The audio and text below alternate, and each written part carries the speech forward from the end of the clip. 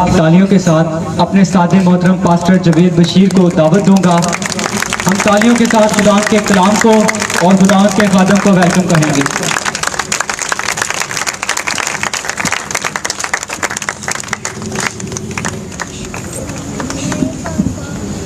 Please हम सब अपनी जगहों पर बैठेंगे।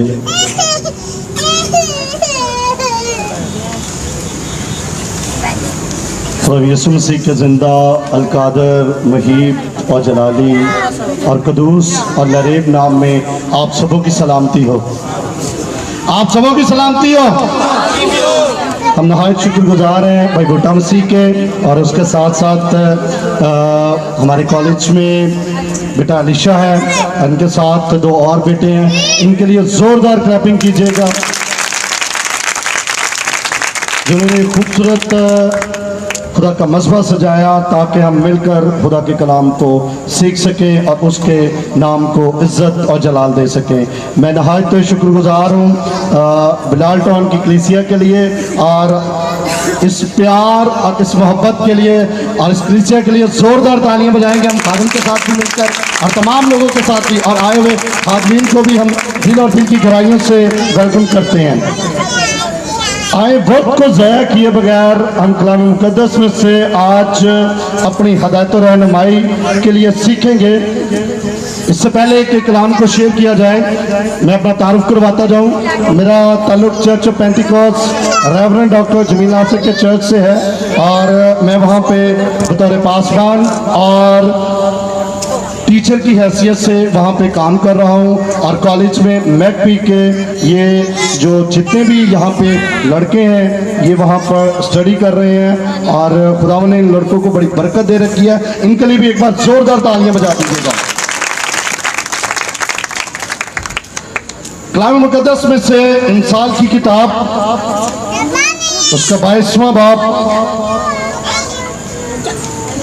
और उसकी 6ठी आयत का हम तलावत करेंगे। और कलाम खुदा में ये लिखा है कि लड़के की उस राह पे तरबियत कर जिस राह पर उसे जाना है, वो बूढ़ा होकर भी उससे ना मुड़ेगा। कलाम मुक़द्दस का पढ़ा, सुना, समझा और कबूल किया जाना हम सब के लिए बाइस बरकत हो। नहीं, आज का जो हमारा मौजू है वो है तरबियत। आज का जो मौजू है वो है हमारा तरबियत। मुल्क पाकिस्तान के अंदर जब हम गौर करते हैं और दीन मसीहत के ऊपर गौर करते हैं और एक रिसर्च के मुताबिक मुल्क पाकिस्तान के अंदर जो दीन मसीहत है उसमें जो नौजवान इस वक्त हैं उसमें 25% नौजवान हैं जो नशे की लानत के अंदर हैं। और ये बहुत बड़ी प्रॉब्लम है कि एक कौम का 25% हिस्सा जो है वो नशे की हालत में है। कुछ लोग बेरवी के अंदर हैं, कुछ लोग नाफरमानी के अंदर हैं। क्या वजह है? और कलाम मुक़द्दस में से आज हम जानेंगे कि हमारी तरबियत में कहाँ कमी रह गई। आज नौजवानों की तरबियत किसने करनी है, कैसे करनी है और फिर तरबियत के बदले में हमें क्या रिवार्ड मिलता है। यानी कि नौजवानों को तरबियत के बदले में 3 बातों के ऊपर गौर करेंगे कि तरबियत किसने करनी है, तरबियत कैसे करनी है और तरबियत के रिवार्ड में उसके बदले में क्या उन्हें मिलेगा। तो कलाम मुक़द्दस का जब हम मुताला करते हैं और यहूदियों के रिवाज के ऊपर हम बात करते हैं और उसको जब मुताला करते हैं, उसको देखते हैं और उस माशरे के ऊपर देखते हैं जहां पर यहूदी लोग, जहां पर खुदा उन्हें ब्लेस करता है। जब माँ उम्मीद से होती है जब खुदा उसे ब्रेथ करता है, और उस वक्त माँ क्या करती है। कलाम मुकद्दस का जब हम मुताले करते हैं, यहूदी कस्टम यानी कि यहूदी रिवाज का रवायत के अंदर जब हम मुताले करते हैं तो लिखा है कि जब माँ उम्मीद से होती है तो उस वक्त हमद के गीत गाती है, सताइश करती है, ज़बूर पढ़ती है, खरूज की किताब पढ़ती है, अशशना की किताब पढ़ती है, इबार की किताब पढ़ती है। वो तमाम आइन जो यहोवा एलोहिम पाक को खुदा ने शरीयत के अंदर दिए हैं, वो तमाम आइन को पढ़ती है ताकि जो मेरे पेट में बच्चा है वो कलाम को सुन सके, वो कलाम को सुन सके। और जब औलाद पैदा हो जाती, जब औलाद पैदा हो जाती है तो सबसे पहला जो काम किया जाता है अर्ज़ फ़लस्तीन के अंदर, यरूशलेम के अंदर, यहूदियों के अंदर जो रिवाज पाया जाता था वही सेम रिवाज आज पाकिस्तान के अंदर पाया जाता है। जब नया बेटा या बेटी हमारे घर में आता है तो दादियाँ और मामियाँ और नानियाँ सबसे पहला क्या काम करती, को बता सकता है? जी बहन जी, सारे ने पहले उन्हें गुड़ती देंदी हैं, सारे ने पहले उन्हें गुड़ती देंदी हैं। और यहूदिया दे अंदर भी उस बच्चे को गुड़ती दी जाती सी।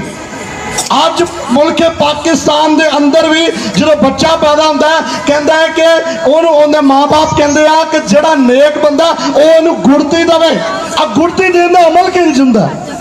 इत्थे शहद मंगाया जाता, घुट्टी मंगाई जाती है, दूजिया चीज़ां मंगाई जांदियां, चीनी मंगाई जाती है, जो चीज़ अवेलेबल होती है वो दी जाती है। लेकिन यहूदी किंज गुड़ती देंदे सी? उस रिवाज का जब हम मुताला करते हैं, वो शहद की टिक्की बनाते थे, और जब शहद की टिक्की बना लेते थे उसके ऊपर यहोवा एलोहिम पाक खुदा का नाम लिखते थे, यहोवा नस्सी लिखते थे, यहोवा राफे लिखते थे, यहोवा औदनाए लिखते थे, यहोवा येरी लिखते थे, ताकि वो जो पहली चीज, जो पहली ग़िज़ा इस बच्चे के हड्डियों के अंदर, इसकी नसों के अंदर, जो इसके जिगर के अंदर, जो इसके मैदे के अंदर जाएगी, उसके ऊपर उस एलोहिम पाक खुदा का नाम लिखेंगे ताकि ये बच्चा शरीयत को सीख सके। आज हमारे यहाँ भी जब बच्चा पैदा हो तो ये अमल से जरूर गुजारना है।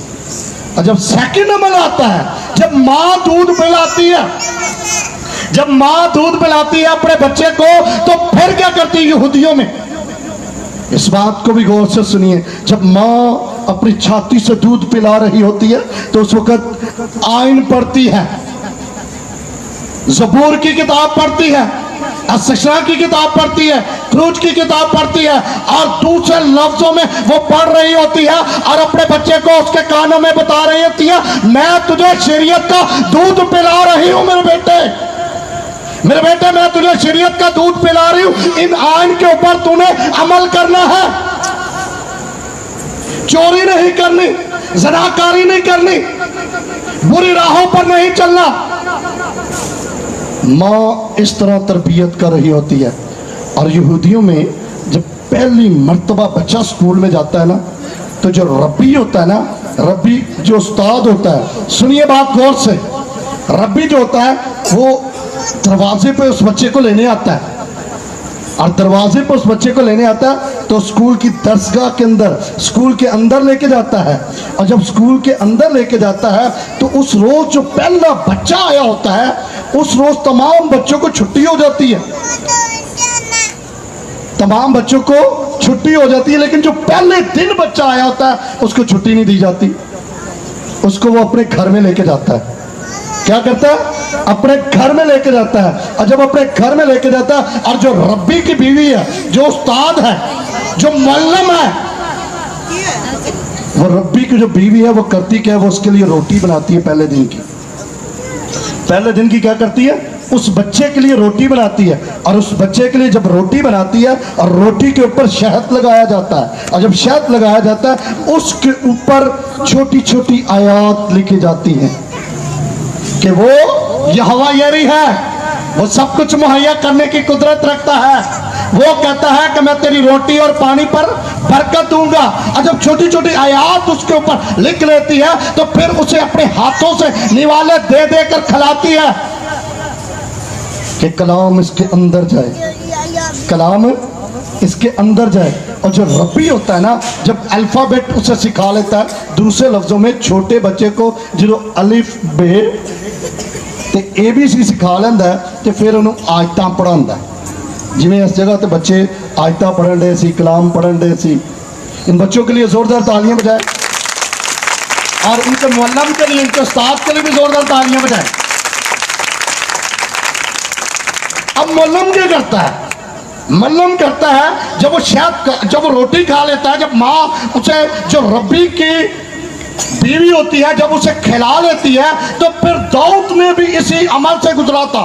दाऊद भी इसी अमल से गुजरा था, और दाऊद अपनी जिंदगी में देख लेता है कि वो बच्चों को आज भी उसी तरह खिला रहे हैं। और फिर कलाम मुकद्दस का मुताला कीजिए, फिर वहां लिखा है कि दाऊद कहता है, मैंने तेरे कलाम को खा लिया, मैंने तेरे कलाम को खा लिया। और जब खा लेता है, फिर अगले हिस्से में जब देखते हैं कि रब्बी क्या करता है, रब्बी उसे तख्ती देता है, रब्बी उसे तख्ती देता है। कहता है, इहदे उत्ते जड़ियां आयतां लिखियां ना, उनदे उत्ते उत्ते लिख, उनदे उत्ते उत्ते लिख। जो तख्ती देंदा है, तो तख्ती दे उत्ते भी ना थल्ले आयतां लिखियां होंदियां, उत्ते शहद लगा होंदा, उत्ते शहद लगा होंदा, और शहद नूं ना सुका के देंदे आ। तो जो बच्चा लिखण की कोशिश करता ना कलम के नाल, तो उन्हें को लिखिया नहीं जाता, क्योंकि शहद सुक जाता, सख्त हो जाता। चीनी का अंदाजा कर लो, जो चास बनाते तो कितने डिग जाती तो की होंदी है भैन जी, की होंदा किचन जो सुक जाती है ना, शहद भी इंज सुक जाता। तो उन्होंने कहते कलम जड़ी है ना अपने मूँह च रख, कलम अपने मूँह च रख, उहदे नाल गिला कर ते इहदे उत्ते लिख। और जिते फिर सुक जाती उस तो फिर गिला करता, वो लगा होया शहद उहदे मूँह च जाता, लगा होया शहद उहदे मूँह च जाता। और भाई मंजूर हुणे इत्थे कह रहे सी कि मैंने तेरे कलाम को, तेरा कलाम शहद के टपकों से भी, वो यही है कि तेरा कलाम शहद के टपकों से भी मीठा है, जो मैंने अपने अंदर ले लिया। और रब्बी इसी तरह उसकी हड्डियों में उसका कलाम उसके अंदर डालता है।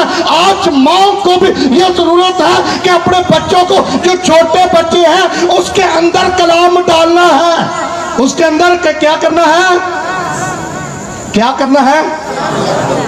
ये पहली जिम्मेदारी किसकी है? क्या लिखा है? अपने बेटे की तरबियत कर किसने करनी है? मेरा सवाल है आपसे, किसने करनी है? माँ और बाप ने। ज़बूर 127 के अंदर लिखा है, औलाद खुदा की तरफ से मेराज है, और पेट का फल खुदा की तरफ से अजर है। अजर का मतलब है तोहफा। तो सानू जड़ियां भैणां बीबियां विआह ते टूमा दे के जांदियां, मुंदरी दे के जांदियां, असी उस तोहफे की किंज हिफाजत करने? भाई जी जरा दसना, कित्थे रख दे? आम जगह ते ताले दे विच उन्हें महफूज रखने। ताले दे विच भैणां इत्थे बैठियां होईयां, अपनियां डंडियां कित्थे रख दियां जे? तालियां च महफूज, ताकि किसी की नजर ना पड़े। किसके लिए? क्योंकि वह तोहफा हमें मिला है। तो जो खुदा एलोहिम पाक खुदा से मिला है, उसकी हमने किस तरह हिफाजत की? गली से छाड़ देता है खुदा की तरफ से आपको ये बच्चे मिरास मिले हैं, हमने इसकी किस तरह हिफाजत की है? खुदा के आइन उसे सिखाए। ये वालिदैन की अव्वलीन जिम्मेदारी है, ये माँ और बाप की पहली जिम्मेदारी है। आज पूरी दुनिया के अंदर जापान की टेक्नोलॉजी मानी जाती है, पूरी दुनिया के अंदर। और जापान की रिसर्च के मुताबिक जापान के लोग अपने बच्चों को 7 साल से पहले स्कूल नहीं भेजते। कहते हैं माँ के पास सबसे पहले ये सीखेगा, माँ के पास और बाप के पास सीखेगा। आज हम कहते हैं कि हमारे बच्चे कहना नहीं मानते, हमारे नौजवान कहना नहीं मानते, बेरवी के अंदर जा चुके हैं, नशे की लानत के अंदर जा चुके हैं। जब वो छोटा बच्चा होता है ना, जो स्कूल में पहला टेस्ट करके आता है, तो वो माँ के पीछे पीछे चलता है, माँ के पीछे पीछे चलता है, मामा ये मैं करके आया। उस वक्त माँ और बाप कई मरतबा उसे इग्नोर कर रहे होते हैं, लेकिन जो 15 साल का होता है तो माँ उनके पीछे पीछे लभदी आया घर वापस। पहले बच्चा हमारे पीछे होता है, जब हम उसे टाइम नहीं देते फिर हम उसके पीछे होते हैं, फिर हम उसके पीछे होते हैं। एक पौधा जब लगाया जाता है तो पौधे को एक जरा गौर से सुनिएगा, पौधे को जब लगाया जाता है तो उसे बरीक धागे से बांधा जाता है। जिधर जिधर धागा जाता है पौधा का रुख उधर उधर जाता है। भरा जी घर च वेख्या जे कि नहीं वेख्या? वेख्या ना? ईमान का इजहार करेंगे तो बरकत पा जाएंगे। पौधा जिधर जिधर धागा जाता उधर उधर जाता, तो जो वड्डा बोर्ड जड़ा होंदा है उन्होंने संगलों नाल बन के सीधा करिए तो होंदा। बच्चे की तरबियत कब करनी है? जब वो छोटा है, जब वो छोटा है और जब माँ की आगोश के अंदर है, और बेटे की दोनों की तरबियत करनी है। अब तरबियत किसने करनी है? किसने? माँ और बाप ने, माँ और बाप ने। अब तरबियत करनी कैसे? सवाल पैदा होता है, तरबियत माँ तो प्यो ने करनी है, पर करनी किंज? आए मेरे साथ हवाला निकालिएगा इस्तिश्ना की किताब।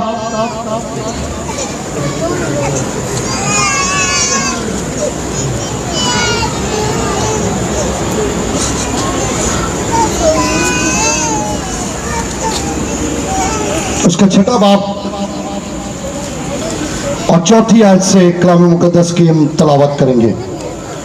सुन ए इस्राएल, खुदावन हमारा खुदा एक ही है।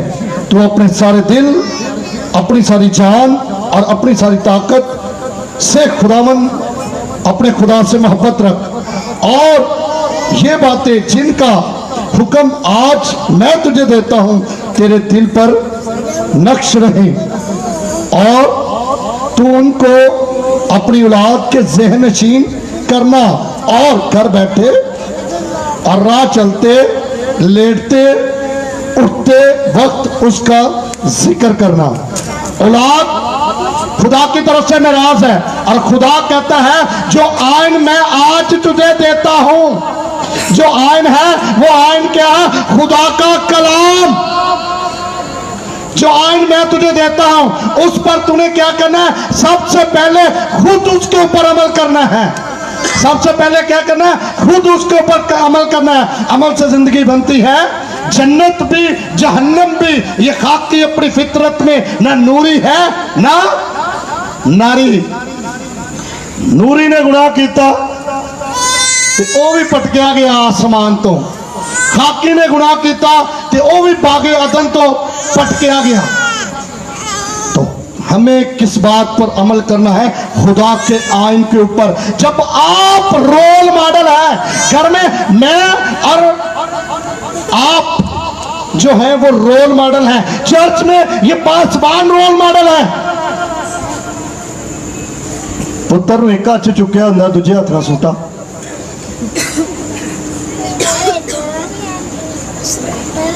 तो वो बच्चा जो होता है वो बड़ा होकर वही काम करता है। जब बच्चा 7 से 8 साल की उम्र में होता है ना, ये जो आप उसके सामने जो काम कर रहे होते हैं वो उसके यहाँ पे मेमोरी में फिक्स हो रहा होता है, वो उसकी मेमोरी में फिक्स हो रहा है। और माएँ जो काम करती हैं बेटियों की मेमोरी में वो फिक्स हो रहा है। बाज़ औक़ात हम देखते हैं कि जिंज माँ रोटी पकाती, कहते जिंज का हथ धी, जिंज का हथ माँ के टेस्ट च सी, ओहो ही टेस्ट धी के हथ च। क्यों? कितों आया? उन्हें माँ के कोल रह के सीखा। कई मर्तबा हम अपने बच्चों को इस बगल में उठाया होता है और इस हाथ में सिगरेट पकड़ी होती है। कई मर्तबा हम शादियों में उस जगह पर अपने बच्चों को लेकर जा रहे होते हैं जिस जगह पर शराब नोशी हो रही होती है। तो फिर बच्चा ने भी वही करनी। हमें अपने घर में पहले रोल मॉडल अपनी जिंदगी को देखना है। क्या मैं बदतमीजी से तो नहीं बात कर रहा? फिर वही तरीका बच्चा आपका अडॉप्ट करता है, फिर वही तरीका क्या करता है? तो करना क्या है? सबसे पहले तूने उन बातों को अपने दिल में नक्श करनी है, और नक्श करके फिर क्या करना है? उठ दे, बहन दे, लेटते वक्त है, तीनों टाइम जड़ा जड़ा टाइम है तेरे को, जिस वक्त भी तू अपने पुत्र ना गल करे, जिस वक्त भी तू अपने धी ना गल करे, उस वक्त भी गुलाम ते आइन उन्हें दस, उन्हें क्या बच्चे इनके उत्ते अमल करेगा, एक तो जिंदगी मिलनी है और जिंदगी तुझे यहां से मिलनी है। ये तरबियत किसने करनी है? ये तरबियत माँ और बाप ने करनी है। पहले उन बातों के ऊपर खुद अमल करना है, पहले आप नमूना बनना है, पहले आप। मेरे कई लोग हैं भाई, एक बंदा है उनके हाथ च शराब है, तुम कह रहे शराब छड़ दे, तुम गल तुम करोगे उस गल से अमल? भाई पहले आप तो छड़, शराब ऐसे ही है ना, पहले आप तो छड़, पहले अपने आप को ठीक कर, पहले अपने गिरवान चो झाक। कई मरतबा हमारे बच्चे भी कहते हैं हमसे कि भाजी तुसी भी तेजी करन दे। पहले हमें अपने आप को चेंज करना पड़ेगा, और जब अपने आप को आप चेंज करेंगे, तब्दील करेंगे, फिर आपके बच्चे आपको फॉलो करेंगे, फिर आपके बच्चे फॉलो करेंगे। फॉलो कैसे करते हैं? जिवें जिवें तुसी चलोगे, माँ जिस तरह दुपट्टा ओढ़ती है ना, कई मरतबा जो छोटी बच्ची है ना वो भी उसी तरह दुपट्टा ओढ़ती है। कई मरतबा जैसे माँ तैयार होती है ना, लिपस्टिक लाती, तियां भी छोटी छोटी बच्चियां लिपस्टिक कौन सी लाती हैं, वो आपको फॉलो कर रही होती हैं। बाप को बेटे फॉलो कर रहे होते हैं। जिस तरह वो सलवार कमीज पहनते हैं, बाप अगर पेंट शर्ट पहनता है तो बच्चा भी कहता मैं भी पेंट शर्ट पानी है। तो आप घर में रोल मॉडल है, आप उस अपने कामों से उसकी तरबियत कर रहे होते हैं। और कलाम जब उसके आगे रखते हैं, जब आप उसे शरीयत का बड़ी बहन के, इस बहन के लिए जोरदार तालियां बजाएं जो बहन अभी गवाही दे रही थी, और ये कह रही थी कि जब 9 मंथ मैं दुआ करती रही, 9 मंथ में दुआ करती रही और खुदा ने मेरी औलाद को महफूज रखा। अगर आज आप चाहते हैं कि आपकी औलाद महफूज रहे, आपकी औलाद बाइस से बरकत हो, तो तीसरा अमल क्या करना है? हमें खुद रोल मॉडल बनना है, ताकि वो हमें देखे और हमें देखते हुए वो खुद भी वैसा काम करे, वो खुद भी वैसा काम करे। और जो नौजवान अपनी तरबियत के ऊपर गौर करते हैं, अपने माँ और बाप की तरबियत के ऊपर गौर करते हैं, उनके लिए कलाम मुकद्दस में लिखा है कि तू अपने माँ और बाप की इज्जत कर, तो जिस मुल्क में तू रहता है उस मुल्क में तेरी उम्र क्या होगी? उस मुल्क में तेरी उम्र, आज उम्र दे 2 साल है कि वेखो अस्पताल च वेंटिलेटर तो लैके वेखो कितना महंगा पै जाता। खुदा कहता है कि तूने अपने माँ और बाप का, ऐ नौजवानों, अपने माँ और बाप का हुक्म मानना है। और जब तू हुक्म मानेगा तो जिंदगी के आयाम तेरे में इस मुल्क में बढ़ा दूंगा। जिंदगी के आयाम केड़ा केड़ा जिंदगी चाहता? लंबी जिंदगी, ते अपने माँ तो प्यो दा हुक्म मनना है, ते उहदे नाल दूजे काम की करना है? उहदे नाल दूजा काम करना है, इस आइन दे उत्ते अमल करना है। इस आइन दे उत्ते, इस आइन के ऊपर अमल करना है। और किसी शायर ने क्या खूब भी कहा है कि जहाँ पर बारिशें नहीं होती वहाँ पर फसलें तबाह हो जाती हैं। जहाँ पर बारिशें नहीं होती वहाँ पर फसलें तबाह हो जाती हैं, और जिस घर में आबादतें नहीं होती वहाँ पर नस्लें तबाह हो जाती हैं। आज हमें अपने घर में शाम को बैठकर इबादत करनी है। आप अगर चर्च जाएंगे तो आपका बेटा आपको फॉलो करता हुआ आपके साथ जाएगा, आपके पीछे पीछे जाएगा, वो भी चर्च का मेंबर बनेगा। तो ये तरबियत किसने करनी है? ये तरबियत मैंने और आपने करनी है। ये तरबियत किसने करनी है? मैंने और आपने करनी है। और फिर तरबियत कैसे करनी है? खुदा के आइन के ऊपर चलते हुए, यानी कि ये आइन उसे सिखाने हैं। और जब आप आइन सिखाएंगे तो फिर मावा जिन्हें दुआवां देंदी ना तेरी लंबी उम्र होवे, तो जो छोटे होंदी उनकी तरबियत करोगे तो उनकी कलाम के मुताबिक लंबी उम्र होएगी उनकी, और कलाम के मुताबिक वो जिंदगी बसर करेगा। नशई होकर 13 साल च नहीं टीके ला के मर जाएगा। आज खुदा ने आपको मिरास के तौर पर जो गिफ्ट दिया है, मिरास के तौर पर जो गिफ्ट दिया है, हमें उसकी हिफाजत करनी है। किस तरह हिफाजत करनी है? जिमें कोई लाख रुपया मिल जाए तो असं सोच रहे हैं कि इन फलाने बैंक च रखवा लीए, इन फलाने बैंक च रखवा लीए, इन फलानी जगह पर रखवा लीए। वो महफूज रहिंदा? भैन जी वो महफूज होंदा कि नहीं होंदा? आज असी बच्चे कितने रखे हुए? आज हमने बच्चे कहाँ पे रखे हुए? अबाबील कहता है कि मैंने घोंसले तेरी बारगाह के पास बना लिए ताकि मेरे बच्चे तेरे पास वहां पर।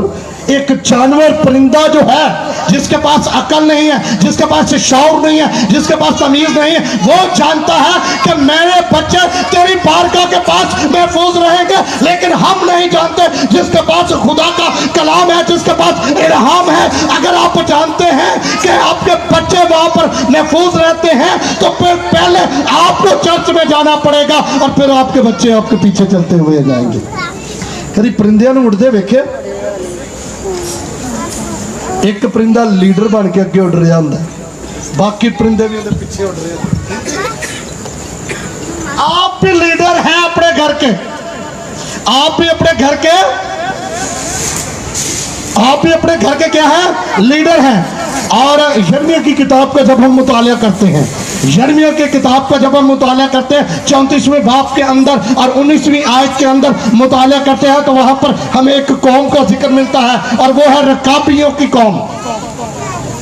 कौन सी कौम है? रिकाबियों की कौम। और यूना बिन अदाब वहां पे लीडर था वहां पे। और जब रिकाबियों की कौम थी, और ये रिकाबियों की कौम आई कहां से थी? जरा इस बात को गौर से सुनिएगा।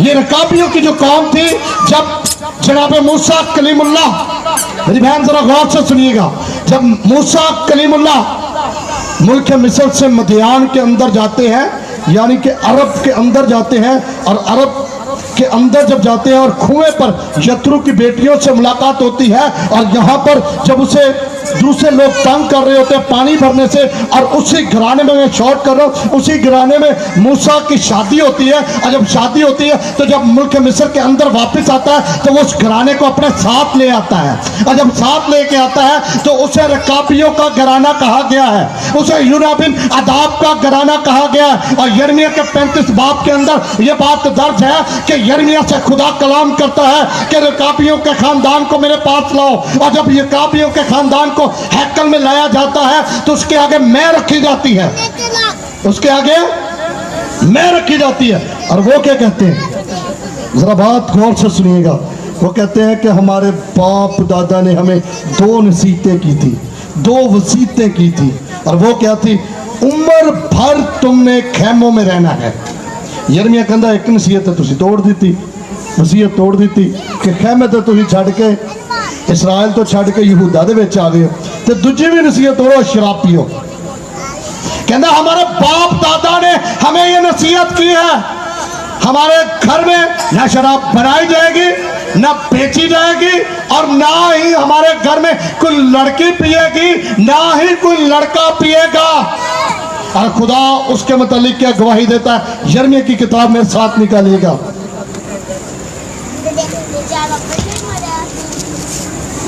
यिर्मयाह की किताब उसका 35वां बाब। अगर किसी बच्चे ने निकाल लिया 35वां बाब और उसकी 19वीं आयत।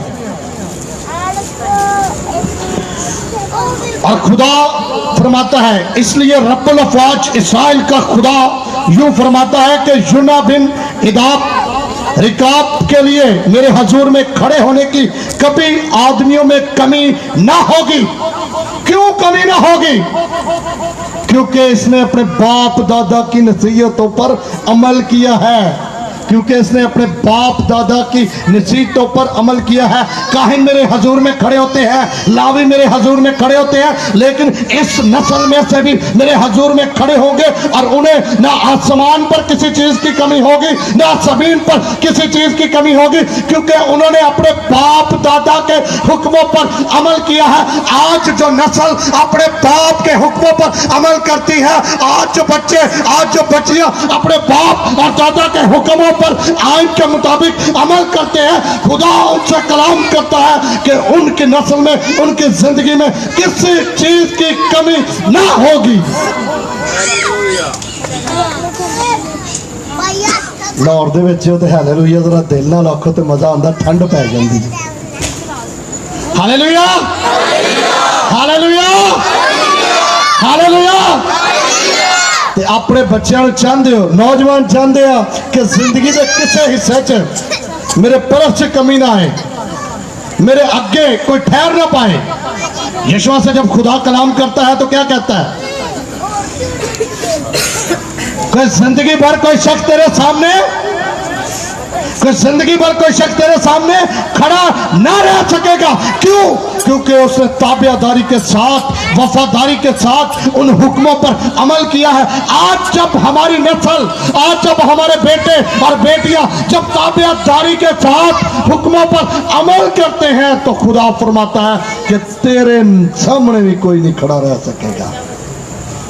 तो आज चाहते हैं कि आपके सामने कोई खड़ा रह सके, तो हमें करना क्या है? हमें करना क्या है? उसके हुक्मों पर, उसके हुक्मों पर अमल करना है। और अमल करवाना किन्ने? आखिरी हिस्से में अमल करवाना किसने है? भाई तुहाडी गल कोई नहीं मानता तो की करते हो? बच्चों खिंच दे, तरबियत कर दो। आज इसी तरह हमें कलाम से उसकी तरबियत करनी है ताकि वो कलाम को सीख सके और अपने अंदर ले सके। वो शहद से, टपकों से भी जो मीठा कलाम है वो अपनी हड्डियों के अंदर ले सके। जब वो हड्डियों के अंदर सरायत करेगा ना तो बुढ़ा हो के भी अपनी राहों तो नहीं मुड़ेगा, बूढ़ा हो के भी अपनी राहों से नहीं फिरेगा, बूढ़ा हो के भी अपनी राहों से, बूढ़ा हो के भी अपनी राहों से नहीं हटेगा। क्योंकि उसको कलाम आपने सिखाया है। उसके ऊपर जड़ी कुट्टी दी जे, जड़ी गुड़ती दी जो उनके उत्ते जड़ा लिख के दिता जे, वो कलाम उनके अंदर गया। और जब अलीशा की हड्डियों के साथ मुर्दा लगता है तो मुर्दा जी उठता है। आपके बच्चों की भी हड्डियां इतनी कीमती हैं, आपके बाप अजदाद की हड्डियां भी इतनी कीमती हैं, क्योंकि उनके अंदर कलाम सरायत करता है। उनके अंदर क्या करता है? कलाम सरायत करता है। और कलाम किसने डालना है? जी समझ भी आया जी कि नहीं आया? कलाम किसने पाना है? किसने डालना है? माँ। और जब दूध पिलाती है माँ, क्या करना है? शरीयत की किताब पढ़नी है, आइन उसे सिखाने हैं। और इस आइन के ऊपर जब अमल करेंगे तो उनकी जिंदगी बन जाएगी। आए हम अपनी आंखों को बंद करें।